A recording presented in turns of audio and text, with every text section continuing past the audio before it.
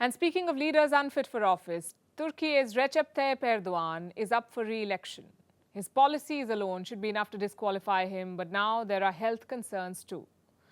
Let me tell you what happened. On Tuesday, Erdogan sat down for a live TV interview. It was already 90 minutes behind schedule. 10 minutes into the show, Erdogan got up and left. You can see the puzzled look on the face of the journalist. But the rest of it happened off camera. Around 15 minutes later, Erdogan returned. Apparently, he had a stomach bug. Listen to this. We had intense election campaign work yesterday and today. And during these works, I had a serious stomach flu. Whatever the reason, he called off the interview. He also skipped 3 rallies today. So there is speculation about Erdogan's health. Could he be unfit for office? Such rumors aren't new. Erdogan's health has always been a mystery. Officially, here's what we know. He's 69 years old. He had an intestine surgery in 2011. And other than that, he's in top shape. But unofficially, there are multiple concerns. Some say Erdogan has Parkinson's disease. Others say he had cancer.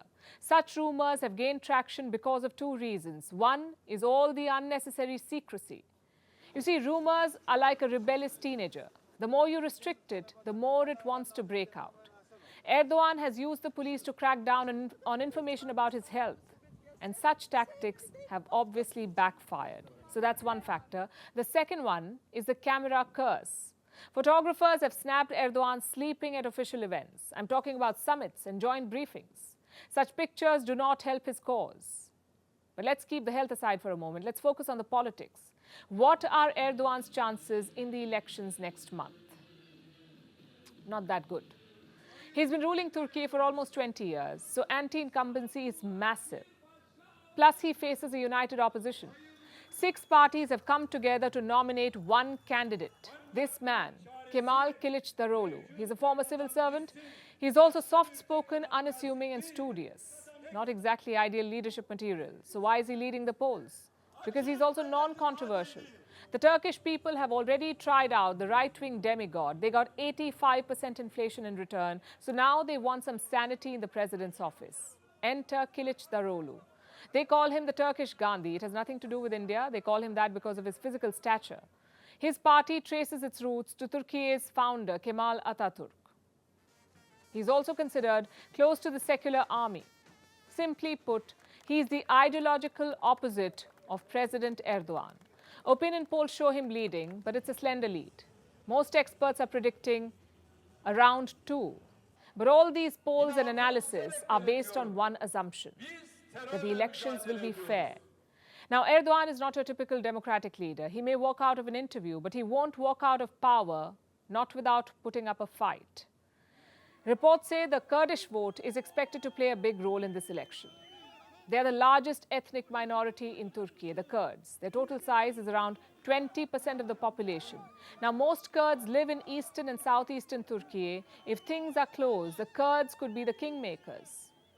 So who are they supporting? Well, no body on paper. The pro-Kurdish parties have not nominated a presidential candidate, and by doing so, they have boosted Kılıçdaroğlu's chances, sort of like outside support, undeclared.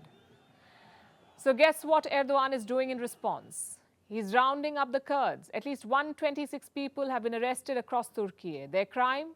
Suspected links to Kurdish military groups. It's a classic Erdogan strategy.